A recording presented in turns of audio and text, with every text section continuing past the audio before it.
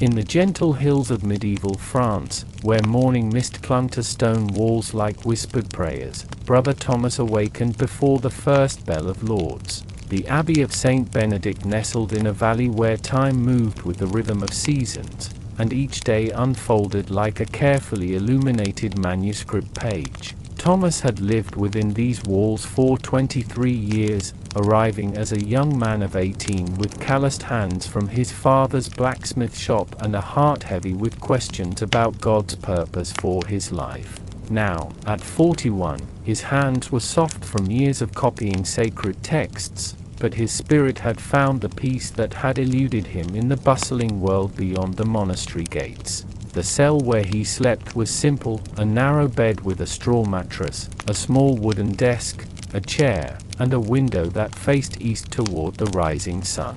The walls were thick stone, keeping the space cool in summer and surprisingly warm in winter when heated stones were placed beneath his simple woolen blankets. A single wooden cross hung above his bed, carved by Brother Marcus in the woodworking shop, its grain smooth from years of his gentle touch during evening prayers. As Thomas lay in the pre-dawn darkness, he listened to the familiar sounds that marked the transition from night to day. Somewhere in the distance, a rooster called from the Abbey's small farm. The night wind whispered through the apple orchard, making the leaves dance with a sound like gentle rain. In the corridor beyond his door, he could hear the soft footsteps of Brother Benedict, the eldest monk, who always rose earliest to tend the altar candles before morning prayers. The Abbey bell tower stood 4 stories high, its bronze bells cast 2 centuries ago by craftsmen whose names were now lost to time but whose work still called the faithful to prayer 7 times each day. Soon, Brother William would climb the narrow stone steps, his lantern casting dancing shadows on the walls, to ring the bell for Lauds. But for now, in these precious moments before duty called, Thomas allowed himself to rest in the profound silence that only came in the hour before dawn. He thought about the manuscript he had been copying in the scriptum, a beautiful psalter with margins that would be decorated with delicate vines and flowers painted in blues and golds. Each letter he formed with his quill was both prayer and meditation, connecting him to the countless scribes who had preserved sacred knowledge through the long centuries. The parchment was prepared from lambskin by Brother Paul, who had perfected his craft over decades until each sheet was smooth as silk and pale as moonlight. Through his small window, Thomas could see the first pale hint of light touching the eastern hills. The stars were fading one by one, like candles being gently extinguished after a long vigil. Venus hung low on the horizon, the morning star that had guided pilgrims and travelers since time immemorial. In a few minutes, the sun would paint the sky in shades of rose and gold, and another day of peaceful service would begin. The community at St. Benedict's numbered 37 monks, ranging from young Brother Francis, barely 19 and still adjusting to the rhythms of monastic life, to ancient Brother Jerome, who at 84 moved slowly but whose mind remained sharp as the day he first took his vows. Each man had come to this place seeking something: peace, forgiveness, purpose, or simply refuge from a world that had grown too harsh to bear, and each had found, in different measure, what his soul required. Thomas stretched slowly, feeling the pleasant ache in his shoulders from yesterday's work in the garden. Autumn was approaching, and the community was busy with harvest preparations. The apple trees were heavy with fruit, and the monastery's beehives hummed with activity as the bees prepared for winter. Brother Michael, who tended the hives with extraordinary gentleness and skill, said the honey would be especially sweet this year.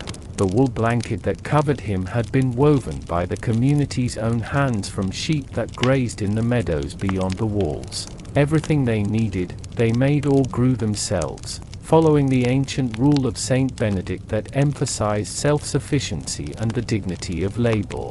Even the ink Thomas used for copying was made from oak galls and iron, mixed with loving care by Brother Augustine in the workshop behind the scriptum. In the growing light, Thomas could make out the familiar objects in his cell. His prayer book, bound in brown leather and softened by years of use, lay on the small desk beside a pewter cup for water. His winter cloak hung from a wooden peg on the wall, and his spare sandals sat neatly beneath the chair. Possessions were few but treasured, each item serving both practical need and spiritual purpose. The silence was so complete that he could hear his own gentle breathing, steady and calm after years of prayer and meditation. This was the gift of monastic life, not just the absence of noise, but the presence of peace so profound it seemed to have weight and substance. In this silence, thoughts settled like sediment in still water, leaving the mind clear and receptive to the subtle movements of grace. Soon the bell would ring, and he would rise to join his brothers in the chapel for morning prayer. They would stand in rows, their voices lifting together in ancient chants that had echoed through these halls for generations. But for now, in these last precious moments of solitude, Brother Thomas lay quietly in his narrow bed, wrapped in wool and peace, listening to the gentle breathing of the world as it prepared to wake. Part 2. The bell towers called. The first bronze note of the Lord's bell floated across the abbey grounds like a stone dropped into still water, sending ripples of sound through the morning air. Brother Thomas felt the familiar stirring in his chest as the call to prayer awakened not just his body but his soul. The bell's voice was rich and deep, mellowed by 200 years of faithful service, and it seemed to vibrate through the stone walls and into his very bones. He rose slowly, his feet finding the cool flagstones beside his bed. The morning air carried the scent of dew-wet grass and the faint fragrance of late-blooming roses from the abbey's small garden. Through his window, he could see other cells beginning to show the warm glow of candles as his brothers stirred to meet the day. Thomas reached for his habit, the simple brown robe that marked him as a follower of the Benedictine rule. The wool was soft from years of wear and countless washings in the abbey's laundry. He had sewn this habit himself during his novice years, under the patient guidance of Brother Peter, who had taught him that every stitch should be placed with the same care as every prayer. The rope belt, worn smooth by daily use, tied around his waist with practiced ease. His sandals were made from leather worked by Brother David in the monastery's small tannery, using hides from their own cattle and bark from oak trees in the surrounding forest. Nothing was wasted in their community. Even the smallest scrap of leather might become a bookmark for the psalters, or a hinge for a cabinet door in the woodshop. This careful stewardship of resources was both practical necessity and spiritual discipline, a daily reminder that all things came from God's providence. The cell door opened silently on well-oiled hinges. Brother Thomas had learned long ago to move quietly in the early morning hours, out of respect for those brothers who might still be completing their private prayers before joining the community. The corridor was dimly lit by a single oil lamp in a wall niche, its flame steady and golden behind thick glass that protected it from drafts. As he walked toward the chapel, Thomas's sandals made the softest whisper against the stone floor. The walls around him were thick enough that no sound from the outside world could penetrate, creating a sense of existing in a timeless bubble where the urgent concerns of kings and merchants seemed as distant as the stars. Occasionally, he passed an open door where candlelight revealed a brother kneeling in private prayer, and he offered a silent blessing for his companion's devotion. The chapel corridor was longer than the others, lined with small alcoves containing stone statues of saints carved by generations of brothers who had found in sculpture another form of prayer. Saint Francis stood with birds at his feet, his face upturned toward heaven. Saint Jerome sat with his lion companion, a scroll of scripture open in his lap. Each figure had been worn smooth by the gentle touch of passing monks who, following an old tradition, would briefly rest their hand on the stone as they passed, offering a wordless prayer for intercession. The chapel doors were made of oak from trees that had grown in the abbey's own forest, carved with intricate patterns of vines and wheat that spoke of God's provision through all seasons.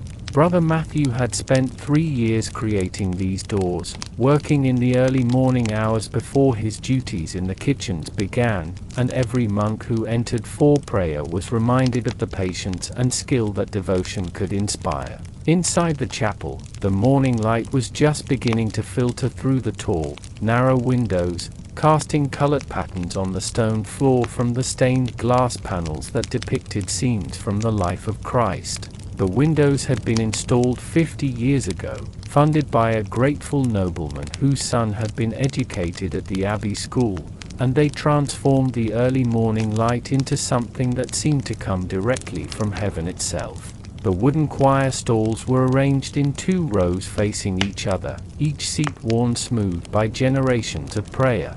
Thomas's place was third from the altar on the right side, a position he had earned through years of faithful service. The wood beneath his hands was warm and familiar, carved with the same care as everything else in the monastery, with small details that revealed themselves only to careful observation, a tiny leaf here, a grain pattern there that resembled a cross. Brother William, the bell ringer, was already in his place, his face serene after his climb to the tower. Next to him sat Brother Augustine, whose beautiful tenor voice often led the chanting.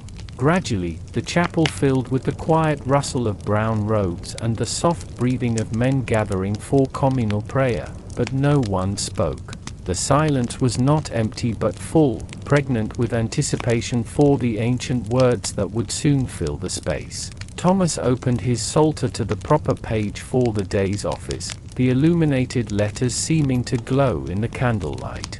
This particular book had been copied by Brother Lawrence, his predecessor in the scriptum, whose beautiful handwriting was as familiar to Thomas as his own. Each page was a work of art, with margins decorated in blues and golds that seemed to dance in the flickering light of the altar candles. As the last brother took his place, a profound stillness settled over the chapel.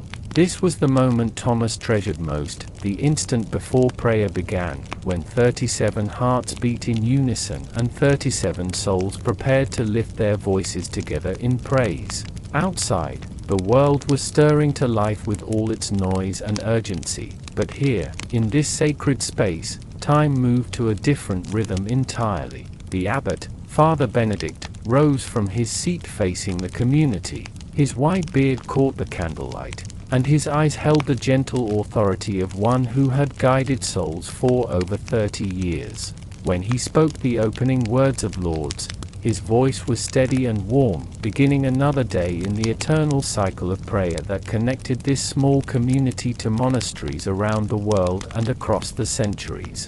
Part 3 Morning Prayer and Meditation. O God, come to my assistance. Father Benedict's voice rose clear and strong in the chapel's sacred space, beginning the ancient prayer that had opened morning offices for countless generations. The words seemed to hang in the air like incense, visible almost, in the golden light that streamed through the stained glass windows. O Lord, make haste to help me, the community responded in unison, 37 voices blending into one harmonious sound that resonated through the stone walls and seemed to make the very building breathe with life.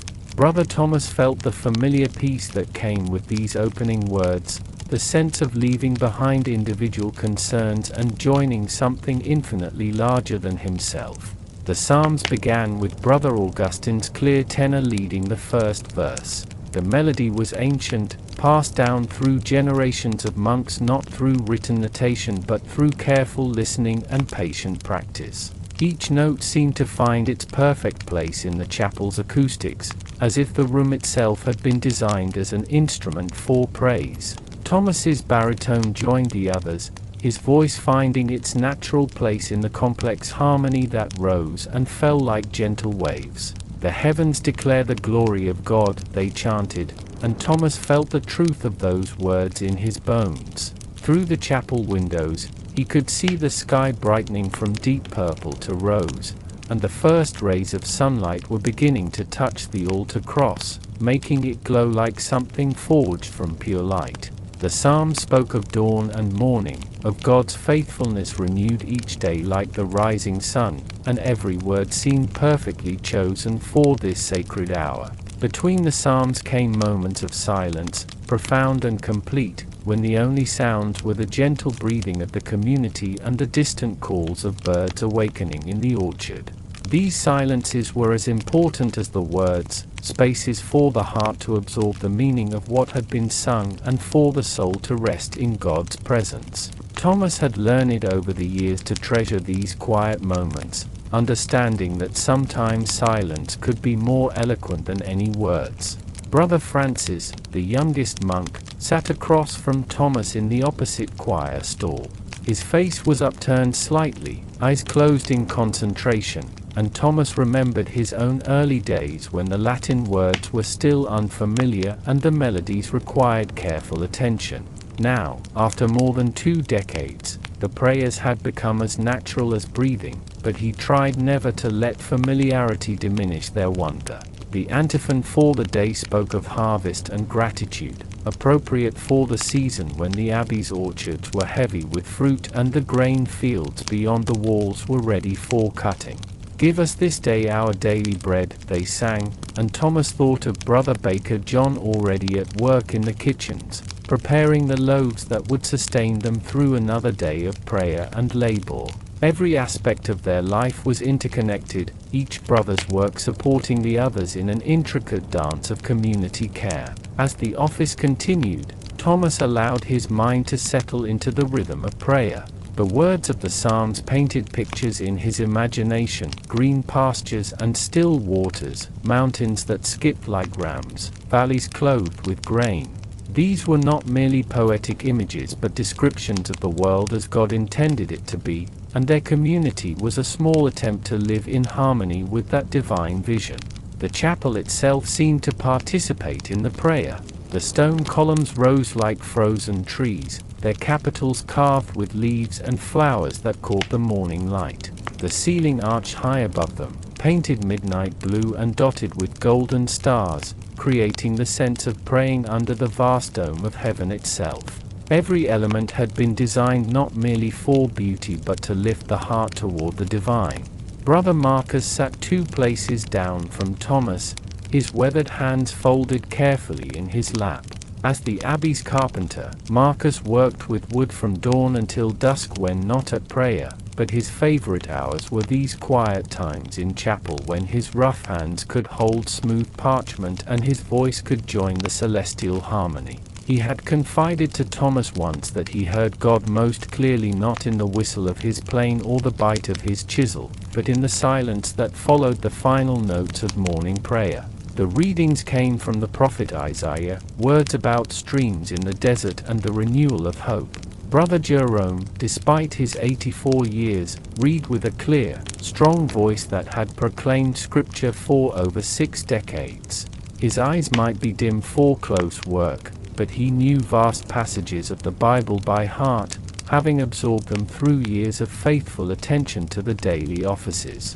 When he spoke of God's promise to make all things new, there was a quality in his voice that suggested he had glimpsed something of that renewal in his own long life of prayer. Thomas found his attention drawn to a beam of sunlight that had crept across the chapel floor, illuminating the worn stones that had been walked by thousands of feet over the centuries. Each stone had been placed by hands long since returned to dust, but their work remained, supporting the community that continued their mission of prayer and praise. There was comfort in this continuity, this sense of being part of a stream that flowed from the distant past toward an eternal future. The final prayer brought the office to a close, but the brothers remained in their places for several minutes of silent meditation.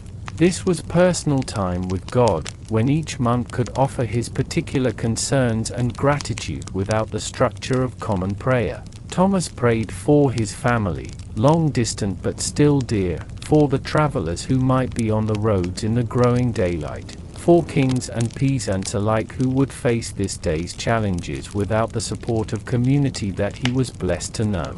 The silence gradually filled with the subtle sounds of the day beginning beyond the chapel walls. A cow lowed in the distance from the abbey's small dairy. The mill wheel turned with its eternal grinding rhythm beside the stream that flowed past the monastery walls. These sounds of daily work seemed as sacred as the prayers that had preceded them, reminders that all honest labor could be offered as worship when performed with the right heart. When Father Benedict finally rose to give the closing blessing, his movement was gentle and unhurried. "May the Lord bless you and keep you," he said, his hands raised over the community. "May his face shine upon you and give you peace." The ancient words settled over the brothers like a benediction of light, sending them forth to meet the day not as individuals facing uncertain tasks, but as members of a community wrapped in divine love and purpose. Part 4, the scriptum's sacred work. After the gentle dispersal from morning prayer, Brother Thomas made his way through corridors that were beginning to fill with the soft golden light of full dawn. The scriptum called to him with the same quiet insistence as prayer itself, for in his work as a copyist, the sacred and the practical merged into one seamless offering of devotion. The scriptum occupied the monastery's most prized location, the south-facing room where daylight lasted longest and remained most steady throughout the working day.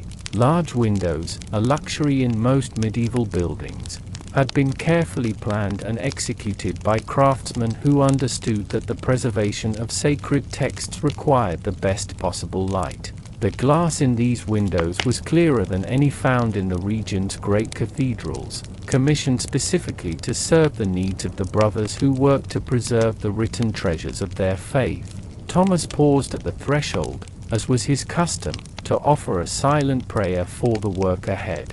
The scriptum was not merely a workshop but a sanctuary where divine truth was given physical form through the patient application of quill to parchment. Every letter copied was an act of devotion, every completed page a prayer made visible, every finished book a contribution to the preservation of knowledge that might otherwise be lost to the ravages of time and ignorance. His desk was positioned near the largest window, earned through years of faithful service and acknowledged skill. The morning light fell across the writing surface at precisely the angle he had learned to appreciate, illuminating his work without creating harsh shadows that might strain his eyes or cause his hand to hesitate. The desk itself was a masterpiece of Brother Marcus's carpentry, crafted from oak seasoned for 7 years until it was stable as stone, with subtle curves that supported his arm and wrist during the long hours of careful lettering. The manuscript awaiting his attention was a psalter commissioned by the Abbey of St. Denis, whose own scriptum had been damaged by fire the previous spring.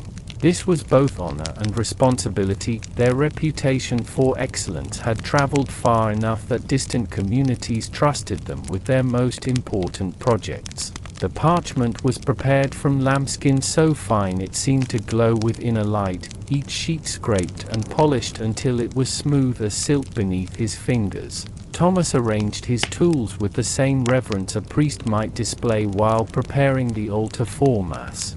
His quills were goose feathers, carefully selected and cut by his own hand, each one shaped for a specific type of lettering. The primary quill for body text was cut wide and straight, producing letters that were both strong and elegant. Smaller quills for decoration and marginalia were shaped with delicate precision, some so fine they could draw lines no thicker than spider's silk. The ink was Brother Augustine's masterpiece, mixed from oak galls and iron filings according to a formula perfected over generations. Its color was deep and rich, almost black but with subtle brown undertones that caught the light beautifully. This ink would not fade with time but grow darker and more beautiful as the centuries passed, ensuring that the words copied today would be as readable for monks of future ages as they were at this moment. Beside the ink stood small pots of pigment for illumination, lapis lazuli ground to powder for the precious blue that would accent capital letters, gold leaf waiting to be applied with delicate brushes made from single hairs, red lead and vermilion for the decorative flourishes that would transform mere text into visual prayer. These colors cost more than most peasants earned in a year, but the abbey's patrons understood that the glory of God deserved the finest materials human skill could provide. The text before him was Psalm 23, "The Lord is my shepherd," words he had copied countless times before but which never failed to move him. Each time he wrote these verses, they seemed to speak with fresh meaning, as if the act of forming the letters allowed the Holy Spirit to illuminate new depths of understanding. His hand moved with practiced grace across the parchment, each stroke deliberate and controlled, each letter a small prayer in itself. The silence in the scriptum was different from the silence of the chapel or his cell. Here, it was not empty but filled with the subtle sounds of creation, the scratch of quills across parchment, the whisper of pages turning, the soft breathing of brothers lost in concentration. Occasionally, someone would rise to sharpen a quill or mix fresh ink, but these movements were careful and quiet, mindful not to disturb the deep focus that this work required. Brother Paul worked at the desk next to his, illuminating the margins of a gospel book with intricate patterns of vines and flowers. His brushwork was so delicate that Thomas sometimes paused in his own copying just to watch the tiny details emerge under Paul's patient hand. A single leaf might require an entire morning to complete, with layer upon layer of paint built up to create effects of shadow and light that made the decoration seem to live and breathe on the page. The work required not just technical skill but spiritual discipline. Hours of concentration without break, attention to detail that bordered on the microscopic, patience to continue when his hand cramped or his eyes grew tired from focusing on small letters. But Thomas had learned to find peace in these very challenges, understanding that they were opportunities to offer his discomfort as prayer, to find God in the discipline required for excellence. As the morning progressed, the light from the windows shifted slowly across the work surfaces, and the brothers adjusted their positions slightly to maintain optimal illumination. This dance with natural light was one of the scriptum's ancient rhythms, connecting them to scribes who had worked in similar conditions for 1,000 years before them. Electric light was still centuries in the future, so their work was bounded by the sun's movement across the sky, giving a natural rhythm to their days that honored both human limitations and divine provision. Thomas paused to examine the page he had just completed. The letters were evenly spaced and beautifully formed, the lines straight and true. But more than technical correctness, he could see in the work something harder to define, a quality of attention and love that transformed mere copying into something approaching art.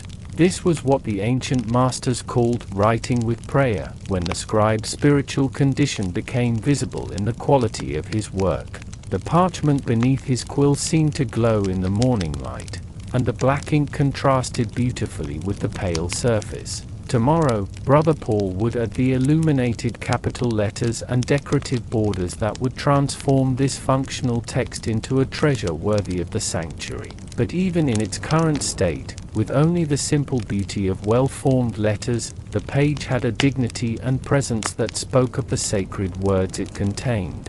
Part 5. The Garden of Contemplation. As the morning sun climbed higher and the light in the scriptum began to grow too bright for delicate pen work, Brother Thomas set aside his quill and made his way to the abbey's garden. This daily transition from mental labor to physical work was prescribed by the rule of Saint Benedict, which recognized that both body and soul required attention for a monk to maintain spiritual health. The garden lay within the monastery's inner walls, protected from the world's chaos by stones laid centuries ago by brothers whose names were lost to history but whose vision lived on in every carefully tended bed. The space was designed as much for contemplation as cultivation, with paths that curved gently between raised beds, encouraging slow, meditative movement rather than hurried transit. Each turn revealed new perspectives, small discoveries that rewarded careful attention and patient observation. Thomas's particular responsibility was the herb garden, a collection of plants both practical and symbolic that served the monastery's kitchen, infirmary, and liturgical needs. Here grew the basil whose scent rose like incense when crushed, the rosemary that symbolized remembrance and faithfulness, the thyme that had flavored monastery meals for generations. Each plant had been chosen not merely for its utility but for its ability to nourish both body and spirit through careful cultivation. The morning air carried the complex fragrance of herbs warmed by sunlight and moistened by dew. Thomas breathed deeply, allowing the natural aromatherapy to clear his mind of the intense concentration required by manuscript copying. This daily transition between focused indoor work and expansive outdoor labor was one of the great wisdom practices of monastic life, ensuring that no aspect of human nature was neglected in the pursuit of spiritual growth. His tools were simple but well maintained: a small spade for loosening soil, a sharp knife for harvesting, a wooden bucket for carrying water from the well that stood at the garden center. Each implement had been crafted by brothers in the monastery workshops, shaped by hands that understood the dignity of labor and the importance of creating beautiful, functional objects that would serve faithfully for many years. The sage plants were ready for their final harvest before winter, their gray-green leaves thick with the essential oils that made them valuable for both cooking and medicine. Thomas moved among them slowly, selecting the best specimens with the eye of experience developed over many seasons. Each leaf was examined carefully, only the most perfect chosen for drying and storage. This attention to quality was not perfectionism but stewardship, ensuring that the monastery stores would provide maximum benefit throughout the long months ahead. As he worked, Thomas allowed his mind to rest in the simple rhythm of the task. After hours of forming tiny letters with precise control, the broader movement of gardening felt like a physical prayer, stretching muscles and joints that had grown stiff from sitting. The sun warmed his back through the brown wool of his habit, and the earth beneath his knees was soft and welcoming, reminding him of his fundamental connection to the created world. Brother Michael appeared at the garden's edge, returning from his morning inspection of the beehives that occupied a sunny corner near the orchard. His face bore the serene expression of one who had spent time in communion with God's smallest creatures, and his hands carried the golden reward of their labor, a wooden bowl filled with fresh honey still warm from the comb.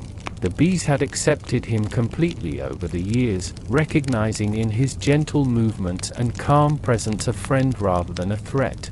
"Good morning, Brother Thomas," Michael said softly, his voice pitched not to startle the plants or disturb the garden's peaceful atmosphere. The bees send their greetings.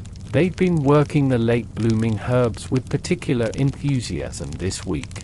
He held out the bowl so Thomas could see the honey's pale amber color, almost white where it caught the morning light. "This batch will have notes of your thyme and lavender, I believe." Thomas smiled, accepting a fingertip's worth of the sweet gift. The honey was indeed influenced by the herbs, its flavor complex and subtle, carrying the essence of the garden's late summer abundance. This was one of the beautiful connections that made monastery life so rich. Each brother's work supported and enhanced the others, creating a web of interdependence that reflected the divine community they sought to emulate. The vegetable garden stretched beyond the herbs, organized in neat rows that would feed the community through winter and into the hungry months of early spring.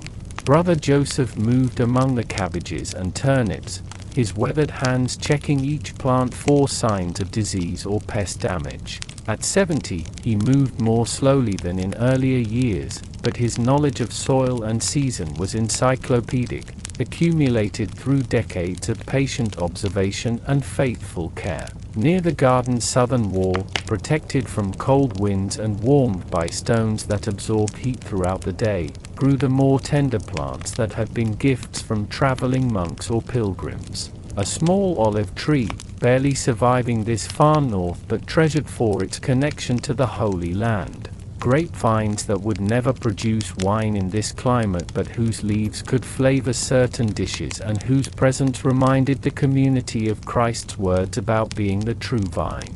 The well at the garden center was more than a source of water, it was the heart of the space, around which all other elements were arranged. Its stone rim was worn smooth by countless hands that had drawn up buckets over the centuries, and the water that rose from deep springs was so clear and sweet that visitors often remarked on its exceptional quality. Brother Thomas paused in his work to draw fresh water, not because he was thirsty but because the action itself was a form of prayer, a recognition of dependence on divine provision. As he pulled the rope hand over hand, feeling the weight of the full bucket rising from the depths, Thomas reflected on the morning's work in the scriptum. The psalm he had been copying, "The Lord is my shepherd," spoke of green pastures and still waters, and here in the garden those metaphors became tangible reality. The herbs would nourish bodies that house souls seeking God. The flowers would beautify spaces dedicated to worship. The vegetables would sustain the community through another cycle of seasons. The water was cold and clean, carrying the mineral taste of stone and earth that spoke of its journey through layers of rock laid down when the world was young. Thomas used it to water the newly planted winter vegetables, watching the dark soil drink eagerly and thinking of how his own soul drank from the springs of prayer and scripture with similar gratitude. Every aspect of monastery life seemed to reflect every other aspect, creating a unified vision of existence that integrated prayer, work, and rest into seamless worship. A small bird landed on the edge of the well, eyeing Thomas cautiously before dipping its beak to drink. For a moment, monk and bird shared the morning silence, two creatures finding refreshment from the same divine source.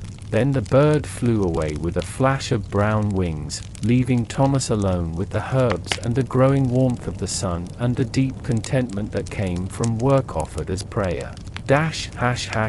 Part 6 The kitchen's humble service. As the monastery bell chimed the hour before midday prayer, Brother Thomas made his way from the garden to the kitchen, carrying a basket filled with fresh herbs that would season the day's simple meal. The kitchen was the heart of the monastery's practical life, where the raw gifts of creation were transformed through patient skill into nourishment for body and soul alike.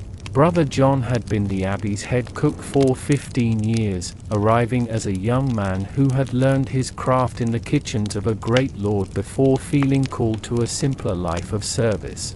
His hands, scarred from countless small burns and cuts that were the inevitable price of his profession, worked with the same devotion that marked Brother Thomas's calligraphy or Brother Michael's beekeeping.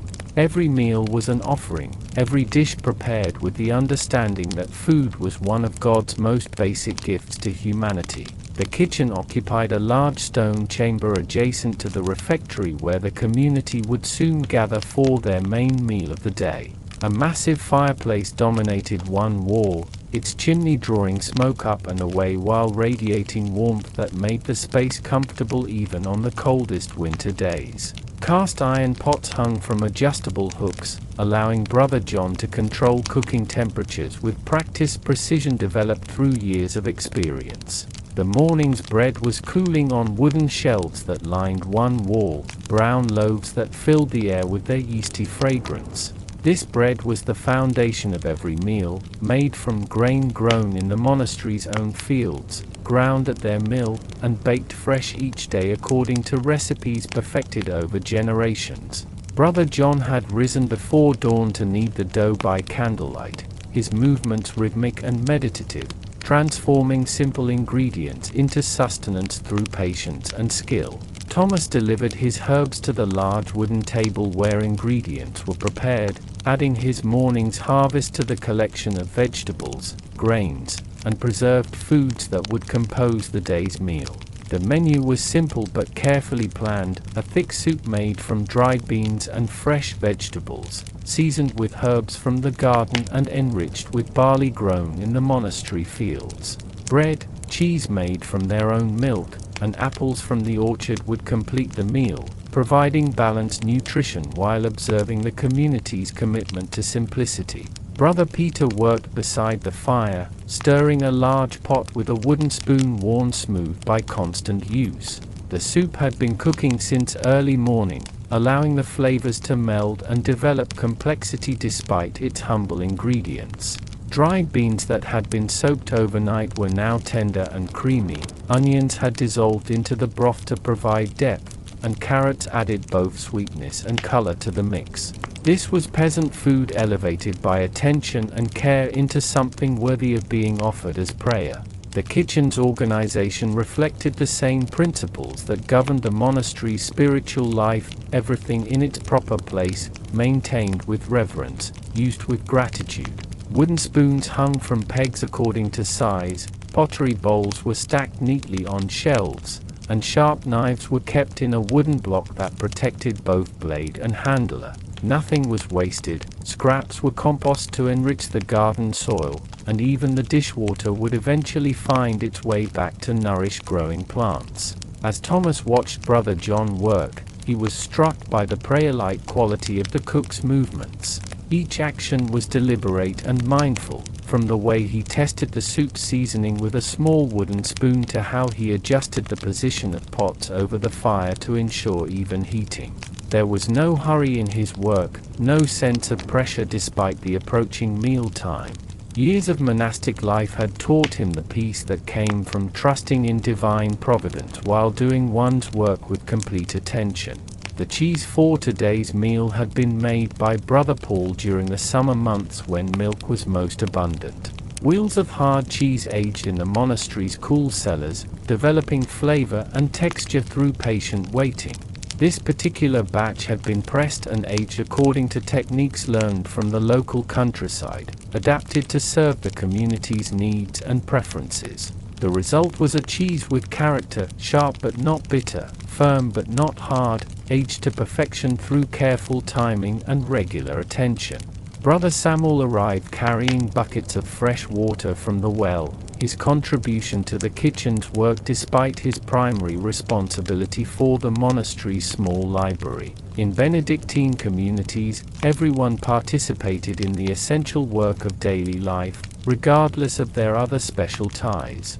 This shared labor created bonds of interdependence and mutual respect that strengthened the community's unity. Samuel's scholar's hands might be more accustomed to turning delicate pages than carrying water buckets, but he performed this humble service with the same reverence he brought to cataloging manuscripts. The water Samuel brought was not merely for cooking but for the ritual washing that preceded each meal. In the monastery, eating was never simply about satisfying hunger, it was a community celebration of God's provision, requiring both physical and spiritual preparation. Clean hands and clean hearts were equally important as the brothers gathered to receive the gifts that divine providence had provided through their own labor and the abundance of creation. Brother John began ladling the soup into a large tureen that would be carried to the refectory, steam rising from its surface like incense offered to heaven. The aroma was rich and satisfying, speaking of nourishment that would sustain not just bodies but spirits through the afternoon's work. This simple meal represented countless hours of labor, planting, tending, harvesting, preparing, all offered as worship to the God who had first planted the seeds of abundance in Eden's soil. The wooden bowls that would hold the soup had been turned on the monastery's lathe by Brother Marcus during the long winter months, each one shaped from local wood and polished smooth. No two were exactly alike, bearing the subtle variations that marked handmade objects as precious in their individuality. These bowls would serve the community for decades, growing more beautiful with age and use, acquiring the patina that came from being held by grateful hands and filled with nourishing food. As the kitchen prepared for the midday meal, Thomas felt the same sense of completion he experienced when finishing a page of manuscript copying. Every element was coming together in perfect timing, the bread was properly cooled, the soup had reached ideal consistency, the cheese was at room temperature for optimal flavor, and the apples gleamed with the polish Brother David had given them after their morning harvest. This coordination required no shouted orders or frantic rushing, but emerged naturally from years of practiced cooperation and shared understanding. The monastery bell began its call to midday prayer, and the kitchen work entered its final phase. Brother John covered the soup pot to keep it warm while the community gathered in the chapel for the brief office that preceded their meal. This interruption of practical work for prayer was not an inconvenience but the natural rhythm of monastic life, acknowledging that even the most essential tasks must yield to the greater essential of communion with God. Thomas wiped his hands on a clean towel and straightened his habit, preparing to leave the kitchen's warmth for the chapel's sacred space. As he walked toward the door, he could hear the other brothers moving through the corridors, their sandaled feet making the familiar soft whisper against stone floors. In a few minutes, they would gather in choir to offer thanks for the meal they were about to receive, transforming simple nourishment into sacramental celebration. The kitchen would wait, its bounty keeping warm until prayer was complete. This patience was itself a form of worship, trusting that God's timing was perfect and that food prepared with love and gratitude would remain good until the community was spiritually ready to receive it.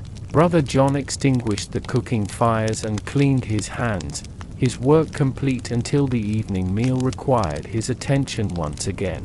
In the growing quiet as the brothers departed for prayer, the kitchen held its own peaceful silence. Sunlight streamed through the high windows, illuminating motes of flour dust that danced in the golden air. The smell of fresh bread mingled with the aromatic herbs Thomas had brought from the garden, creating a fragrance that spoke of abundance, simplicity, and the transformation of humble ingredients into gifts worthy of grateful hearts. Part 7 The Refectory's Sacred Fellowship. The monastery's refectory was more than a dining hall, it was a sanctuary where the community gathered to receive God's gifts with gratitude and to strengthen the bonds of brotherhood through shared nourishment. The long wooden tables, worn smooth by centuries of use, were arranged to accommodate the entire community while maintaining the spirit of equality that marked Benedictine life. No seat was more honored than another, no portion larger than what his neighbor received. Brother Thomas entered the refectory with the measured pace that marked all monastic activities, neither hurried nor delayed, but moving with the quiet dignity appropriate to this sacred space. The midday prayer had concluded with Father Benedict's blessing, and now the community gathered to receive the fruits of their collective labor with the same reverence they had just offered to God in the chapel. The walls of the refectory were decorated with simple frescoes painted by Brother Paul during the long winter months several years past. Biblical scenes of feeding and fellowship adorned the stone surfaces, Christ multiplying loaves and fishes, the wedding feast at Cana, the disciples sharing meals with their risen Lord. These images served as constant reminders that every meal participated in the sacred history of God's provision for humanity. At the head table, which was distinguished not by elevation but by its position facing the community, sat Father Benedict and the senior brothers whose age and wisdom guided the monastery's life. Their presence was not authoritarian but paternal, embodying the care and responsibility that mark true spiritual leadership. Father Benedict's weathered hands, folded in brief prayer as the community settled into their places, spoke of decades spent in service to both God and his spiritual sons. Brother Thomas took his accustomed place at one of the long tables, flanked by Brother Marcus on one side and young Brother Francis on the other. This seating arrangement was not fixed by hierarchy but had evolved naturally over time, creating small communities within the larger community, groupings of brothers whose work or temperament had drawn them together in bonds of particular friendship and mutual support. The meal began, as always, with a reading from Scripture. Brother Jerome, despite his advanced age, read with a clear, strong voice that carried easily through the stone chamber. Today's selection was from the Gospel of Luke, the parable of the great banquet where the Master invited all to come and feast at his table. The word seemed particularly appropriate as the brothers prepared to share their own simple banquet, transformed into abundance by gratitude and community. As Brother Jerome read, the serving began with quiet efficiency. Brother John and his kitchen helpers moved among the tables, ladling soup into wooden bowls with practiced precision. No brother served himself, all were served by others, a small but significant practice that reinforced the community's commitment to mutual care and humble service. The act of receiving food from another's hands was itself a form of prayer, acknowledging dependence on God's providence and the generous labor of fellow brothers. The soup was even more delicious than its aroma had promised. The dried beans had cooked to perfect tenderness, the vegetables retained just enough texture to provide interest, and the herbs from Thomas's morning harvest added layers of flavor that transformed simple ingredients into something approaching elegance. Brother John had achieved that mysterious alchemy that marked truly skilled cooking, taking humble materials and creating nourishment that satisfied both body and soul. Bread appeared at each place, still warm from the monastery bakery where it had spent the morning cooling on wooden shelves. This bread was the foundation of every meal, symbolic of Christ's body and practically essential for sustaining the community's energy through long days of prayer and labor. Brother Thomas broke his portion carefully, savoring the contrast between the crusty exterior and the soft, aromatic interior that spoke of careful kneading and perfect timing. The cheese that accompanied the bread was Brother Paul's masterwork, aged through summer months in the monastery's cool cellars until it had developed complex flavors that spoke of patience and skill. Cut into generous portions, it provided richness and protein that would sustain the brothers through the afternoon's work. Every bite carried the memory of early morning milking, careful cheese making, and months of patient aging that had transformed simple milk into this concentrated nourishment. Young Brother Francis ate with the healthy appetite of youth, but his movements were careful and respectful, shaped by months of learning monastic customs. Thomas remembered his own early days when every aspect of community life required conscious attention, before practice had made the rhythms of prayer, work, and rest as natural as breathing. Now Francis was learning those same rhythms, his eager questions and occasional uncertainties adding vitality to the community's established patterns. The reading continued throughout the meal, Brother Jerome's voice providing a backdrop of sacred words that elevated the simple act of eating into something approaching liturgy. The selection moved from parables of abundance to Christ's teachings about caring for the hungry and thirsty, words that gave deeper meaning to the monastery's commitment to hospitality and service to travelers and pilgrims. No conversation disturbed the meal's peaceful atmosphere, but the silence was filled with subtle communications, a passed pitcher of water, a shared glance of appreciation for particularly good bread, the quiet satisfaction that radiated from brothers who had worked hard and were now receiving well-deserved nourishment. These wordless exchanges spoke of community bonds that ran deeper than casual friendship, forged by years of shared prayer, labor, and commitment to common ideals. The apples that concluded the meal were perfect specimens from the monastery orchard, their red and gold skin still showing traces of morning dew despite the warmth of midday sun. Brother David had selected each one with care, ensuring that every brother received fruit at optimal ripeness. The apples were sweet and crisp, their flavor concentrated by the long growing season and careful tending that marked all the monastery's agricultural work. As the meal drew to its close, Father Benedict rose to offer the traditional prayer of thanksgiving. His words were simple but heartfelt, acknowledging not just the food they had received but the hands that had prepared it, the earth that had produced it, and the God whose providence made all abundance possible. The community's amen rose in unison, a final act of worship that completed the transformation of eating from mere necessity into sacramental celebration. The brothers began to clear the tables with the same quiet efficiency that had marked the serving, each taking responsibility for his immediate area while the kitchen helpers gathered larger items for washing. This shared cleanup was another expression of community life, ensuring that no individual bore the full burden of necessary work while maintaining the refectory's dignity for the evening meal yet to come. As Thomas carried his wooden bowl toward the kitchen, he felt the deep satisfaction that came from nourishment received in community. His body was sustained for the afternoon's work, but more than that, his spirit was renewed by the experience of sharing God's gifts with brothers who understood that even the simplest meal could become an offering of praise when received with grateful hearts. Part 8. The afternoon of quiet labor. The period between the midday meal and Vespers was the monastery's longest stretch of uninterrupted work time, when the community scattered to their various responsibilities with the contentment that came from good food shared in fellowship.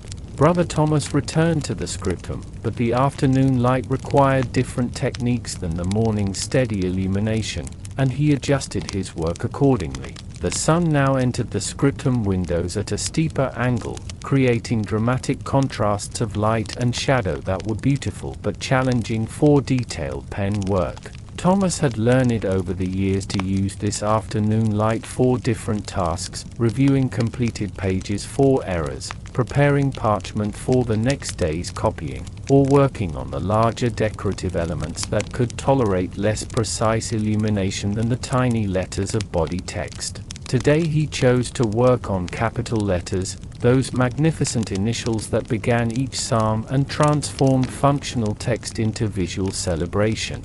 The letter he was creating would begin Psalm 100, "Make a joyful noise unto the Lord," and he had designed it to reflect that spirit of exuberant praise. The letter M would be formed from intertwining vines heavy with grapes, populated by small birds whose beaks were open in song, their tiny forms so detailed they seemed ready to take flight from the parchment.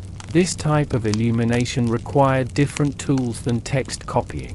Thomas selected a brush made from a single sable hair, so fine it could paint lines barely visible to the naked eye yet strong enough to carry pigment smoothly across the parchment surface. The colors he would use: deep blues made from ground lapis lazuli, brilliant reds from vermilion and red lead, gold that would catch candlelight and seem to glow with inner fire, were worth more than most people earned in a lifetime, but their beauty was considered essential for giving proper glory to God's word. The work progressed slowly, each tiny detail requiring complete concentration and perfect control. A bird's eye might take an entire hour to complete, built up in layers of color so subtle that the final effect seemed to emerge naturally from the parchment rather than being imposed upon it. Thomas lost himself in this meticulous process, finding in the extreme attention it required a form of meditation that quieted his mind and opened his heart to the divine presence that moved through all creative work. Around him, other brothers pursued their own afternoon tasks with similar absorption. Brother Paul worked at the desk beside him, adding delicate border decorations to a gospel book that would eventually find its way to a cathedral library hundreds of miles away. His brush moved with incredible precision, creating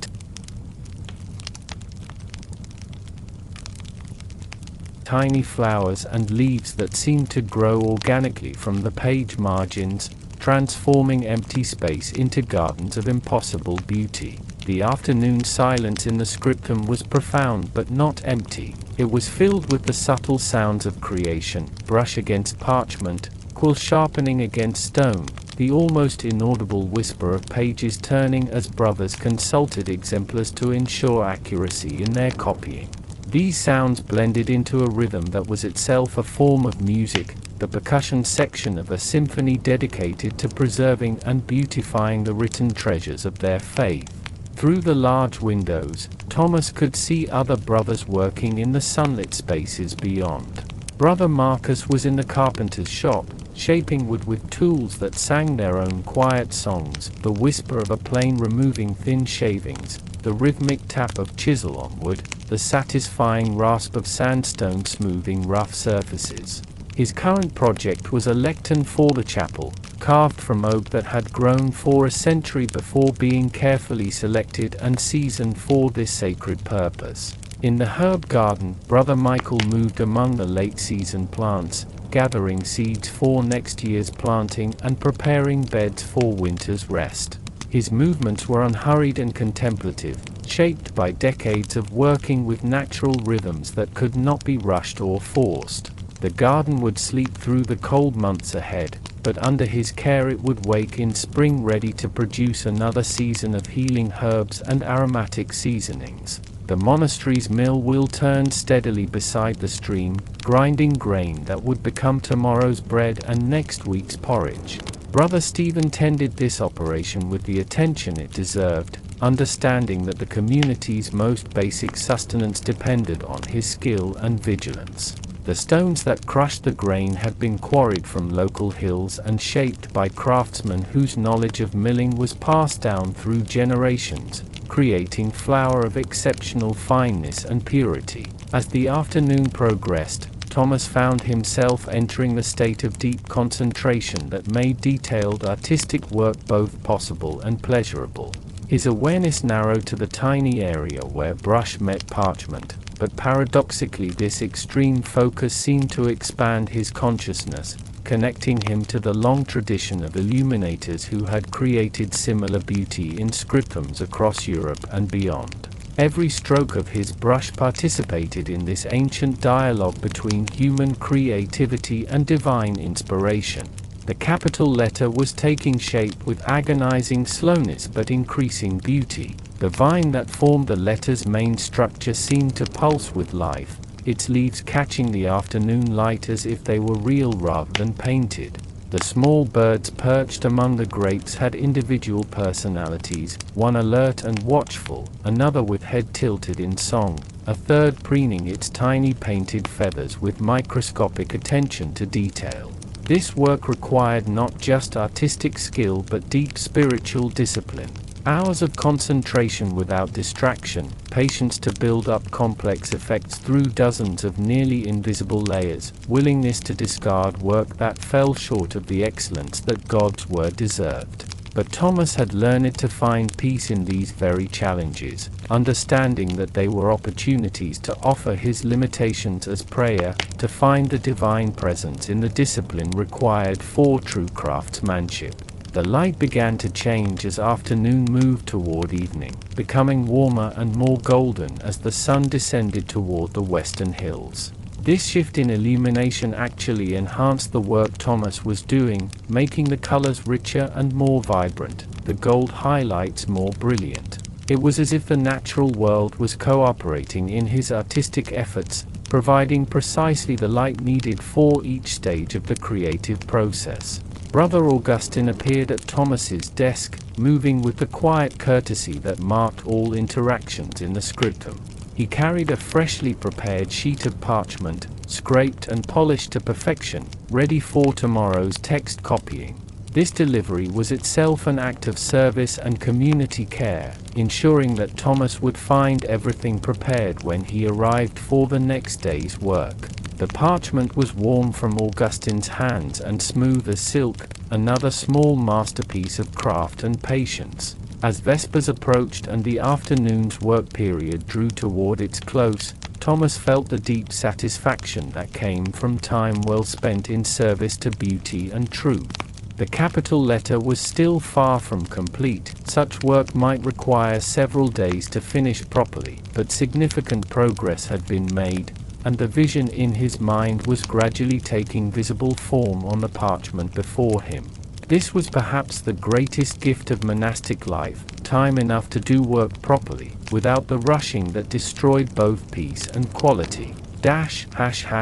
Part 9 Evening Prayer and Reflection. The bronze voice of the Vespers bell floated across the abbey grounds as the sun began its descent toward the western hills, painting the stone walls with warm gold light that seemed to emanate from within the very stones themselves. Brother Thomas set aside his brush and examined the afternoon's work on the illuminated capital, feeling the quiet satisfaction that came from progress made with patience and devotion. The tiny birds among the painted vines seemed ready to burst into song, their beaks open in eternal praise that would outlive the hands that created them. The scriptum emptied gradually as brothers completed their immediate tasks and prepared for evening prayer. Each man moved with the unhurried dignity that marked all monastic activities, understanding that transition times were as sacred as the work or prayer that preceded and followed them. Thomas carefully cleaned his brushes and covered his pigments, protecting the precious materials that would serve God's glory for years to come if properly maintained. Walking through corridors that were beginning to fill with the amber light of approaching sunset, Thomas felt the day's rhythm completing itself with the same satisfying wholeness as a well-crafted psalm. Morning's freshness had given way to midday's warmth, afternoon's concentration was yielding to evening's reflection, and soon the peaceful darkness of night would gather the community into rest. This cycle had repeated itself for centuries within these walls, connecting each day's simple activities to the eternal rhythms that governed all creation. The chapel was already filling when Thomas arrived, brothers taking their accustomed places in the choir stalls with movements worn smooth by countless repetitions. The evening light streaming through the stained glass windows created pools of colored radiance on the stone floor, deep blues and brilliant reds that transformed ordinary space into something approaching the heavenly Jerusalem described in sacred texts. The air held the lingering fragrance of incense from the morning mass, mingled with the subtle scents of beeswax candles and old wood polished by generations of reverent hands. Father Benedict entered last, his white hair catching the golden light as he moved to his place facing the community. His presence was quietly authoritative but never dominating, embodying the paternal care that had guided the monastery for over 30 years. When he raised his hands to begin the evening office, 37 hearts seemed to beat in unison, 37 souls prepared to offer their day's work as worship and to receive the peace that came from prayer shared in community. "O God, come to my assistance." Father Benedict's voice rose clear and strong, beginning the ancient dialogue between leader and community that opened every office. The familiar words settled over the chapel like a benediction, creating the sacred space where individual concerns dissolved into common prayer. "O Lord, make haste to help me," the brothers responded, their voices blending into harmonies that seemed to make the stone walls themselves vibrate with devotion. The Psalms for Vespers spoke of evening and rest, of God's faithfulness that endured through night and day, of the peace that came to those who trusted in divine providence. Brother Augustine's tenor voice led the antiphons with liquid grace, and Thomas felt his own baritone finding its natural place in the complex harmonies that rose and fell like gentle waves against an eternal shore. These melodies had been sung in this chapel for hundreds of years, connecting the present community to all the brothers who had offered their voices in praise within these sacred walls. "Lord, now lettest thou thy servant depart in peace," they chanted, the ancient words that Simeon had spoken in the temple when he recognized the infant Christ as the light of the nations. The text seemed particularly appropriate for evening prayer, when the day's work was complete and souls could rest in the assurance of divine love and care. Thomas felt the words settling into his heart like seeds planted in fertile ground, taking root in the soil of accumulated prayer and contemplation. Between the psalms came moments of silence that were as profound and meaningful as the sung portions of the office. In these quiet spaces, Thomas could hear the subtle sounds of evening settling over the monastery, a dove calling from the bell tower, the distant lowing of cattle being brought in for the night, the whisper of wind through apple trees heavy with autumn fruit. These sounds seemed to participate in the prayer, creation itself offering worship through the voices of its creatures. The reading came from St. Paul's letter to the Philippians, words about peace that surpassed understanding and thoughts that should dwell on whatever was true, noble, right, and lovely. Brother Samuel read with the clear diction that came from years of study and teaching, his scholar's appreciation for language evident in the way he shaped each phrase to carry maximum meaning.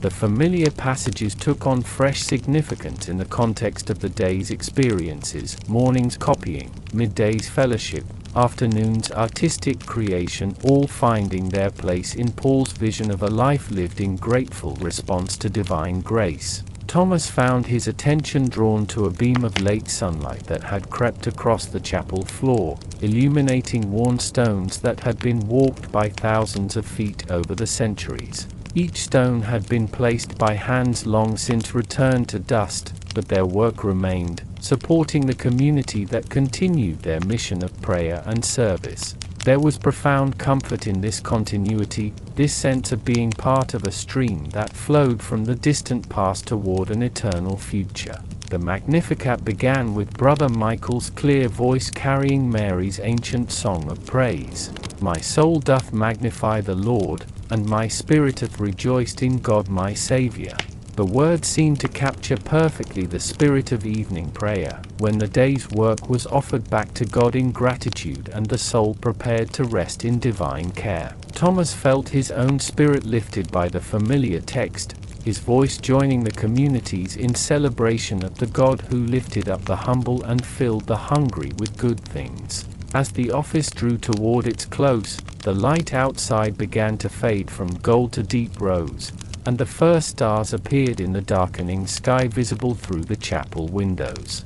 This daily transition from light to darkness was one of creation's most reliable rhythms, a reminder that even in change there was constancy, even in endings there were new beginnings. The brothers who had gathered in bright morning light now prepared to disperse into the gentle darkness of evening, their voices united one final time in prayer before the day's conclusion. Father Benedict rose for the final blessing, his weathered hands raised over the community in a gesture that seemed to gather all the day's scattered activities into one offering of worship. May the Lord bless you and keep you, he said, his voice carrying the authority of years spent in faithful service. May his face shine upon you and give you peace. The word settled over the brothers like a blessing of light, preparing them to carry that peace into the evening hours and the restful sleep that awaited. The chapel emptied slowly, brothers dispersing to evening tasks and personal prayer with the quiet satisfaction of another day lived in faithful service. Thomas paused in his pew for a moment of private thanksgiving, grateful for the gift of meaningful work, nourishing fellowship, and the deep peace that came from a life structured around eternal values. Tomorrow would bring new challenges and opportunities, but for now it was enough to rest in the assurance that this day had been well spent in service to God and community. Part 10 The evening meal and simple pleasures. As the last notes of Vespers faded into the chapel stone silence, Brother Thomas made his way to the refectory for the day's second and final meal. Evening dining in the monastery was a quieter affair than the midday gathering, marked by the gentle fatigue that came from a day of purposeful labor and the anticipation of rest that lay ahead. The fading light outside lent an intimate quality to the meal, drawing the community closer together as darkness gathered beyond the windows. The long wooden tables were set more simply than at midday, with fewer courses but no less care in preparation. Brother John had spent the afternoon creating a meal that would nourish without overwhelming, providing sustenance for the night's rest and the early rising that would mark another day's beginning. The kitchen's warmth had drawn the chill from the stone walls, creating a haven of comfort against the evening's growing coolness. Thomas took his accustomed place between Brother Marcus and young Brother Francis, noting how the day's work had left its gentle marks on each man's face. Marcus bore traces of wood dust in his graying beard, evidence of hours spent shaping oak for the new lectern. Francis's hand showed the stains of ink from his afternoon in the scriptum, where he was learning the patient art of manuscript copying under Brother Paul's careful guidance. These marks of honest labor were badges of honor in a community that understood work as worship. The meal began with the same reading tradition that marked midday dining, but Brother Jerome's voice now carried the mellowness of evening, his words measured and contemplative as he shared selections from the lives of the Desert Fathers. These ancient stories of hermits and holy men spoke of simplicity embraced and worldly concerns abandoned in pursuit of deeper truths, themes that resonated deeply with men who had chosen their own form of withdrawal from secular ambitions. The evening's main dish was a thick porridge made from barley and oats, enriched with milk from the monastery's small dairy and sweetened with honey from Brother Michael's beehives. This humble fare might have seemed plain to those accustomed to elaborate meals, but it carried the concentrated nourishment that hard-working men required, and its simplicity allowed the natural flavors of each ingredient to shine through without artificial enhancement or excessive seasoning. Brother John had prepared the porridge with the same attention he brought to all his cooking, stirring it slowly over gentle heat until the grains had absorbed the milk completely and achieved a consistency that was neither too thick nor too thin. The honey added sweetness and energy, while a pinch of salt enhanced the overall flavor without dominating it. Served in wooden bowls that retained heat well, the porridge provided comfort and satisfaction as the day's warmth gave way to evening's coolness. Alongside the porridge came thick slices of the morning's bread, now perfectly aged for optimal texture and flavor. The loaves had spent the day cooling and settling, allowing their interior crumb to achieve the ideal balance between softness and structure. Spread with butter churned that afternoon from cream that had risen naturally on fresh milk, the bread provided richness and satisfaction that complemented the porridge's wholesome simplicity. Fresh fruit completed the meal, pears from the monastery orchard that had ripened to perfection under the late summer sun. Brother David had selected each pear with the eye of experience, choosing fruit that was soft enough to eat easily but firm enough to hold its shape and concentrated enough in flavor to provide a worthy conclusion to the day's dining. These pears represented months of careful cultivation, from spring's flowering through summer's patient tending to autumn's grateful harvest. The evening's conversation was conducted entirely through the continued reading, Brother Jerome's voice painting pictures of ancient monks who had found God in desert solitudes and cave retreats. These stories served as reminders that the monastery's comfortable communal life was itself a form of spiritual discipline, requiring the same dedication and surrender that had marked the hermit's more extreme renunciations. Every shared meal was an opportunity to practice the charity and patience that solitary living could never develop. Thomas found himself particularly moved by the story of Abbot Moses, a former brigand who had found redemption through monastic life and become renowned for his gentleness and wisdom. The tale spoke of transformation possible for any soul willing to embrace discipline and community, themes that resonated with Thomas's own journey from his father's blacksmith shop to the scriptum's quiet devotion. Every man at these tables had his own story of calling and response, abandonment and discovery. Young Brother Francis ate with the healthy appetite of youth, but his manner was careful and respectful, shaped by months of learning monastic customs and rhythms. Thomas remembered his own early struggles to adapt to community life after years of individual ambition and personal independence. The process of learning to subordinate personal preferences to common good was never easy, but it was essential for the harmony that made monastic life possible and spiritually fruitful. The porridge was disappearing from bowls throughout the refectory, its warmth and substance providing exactly the nourishment that bodies tired from honest labor required. Brother Marcus cleaned his bowl thoroughly with the last piece of bread, following the monastery's practice of wasting nothing that could provide nourishment. This careful stewardship was both practical necessity and spiritual discipline, a daily reminder that all abundance came from divine providence and should be received with gratitude rather than taken for granted. As the meal drew toward its conclusion, Brother Jerome reached the end of the day's reading selection, a meditation on finding God in simple work and daily routine. The Word seemed to gather up the day's experiences, morning prayer, manuscript copying, garden labor, artistic creation, communal meals, and reveal their deeper significance as participation in divine creativity and love. Every ordinary activity became extraordinary when performed with the right heart and proper intention. The pears that concluded the meal were perfect specimens of autumn's bounty, sweet and juicy with flavors that spoke of sunshine and rain, patient tending and perfect timing. Brother David's skill in orchard management was evident in every bite, his understanding of soil and season producing fruit that was both nourishing and beautiful.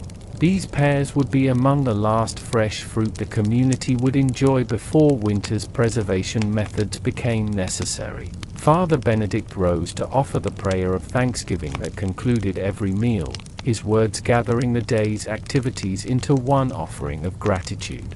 The community's amen rose softly in the evening air, a gentle conclusion to another day of shared nourishment and fellowship.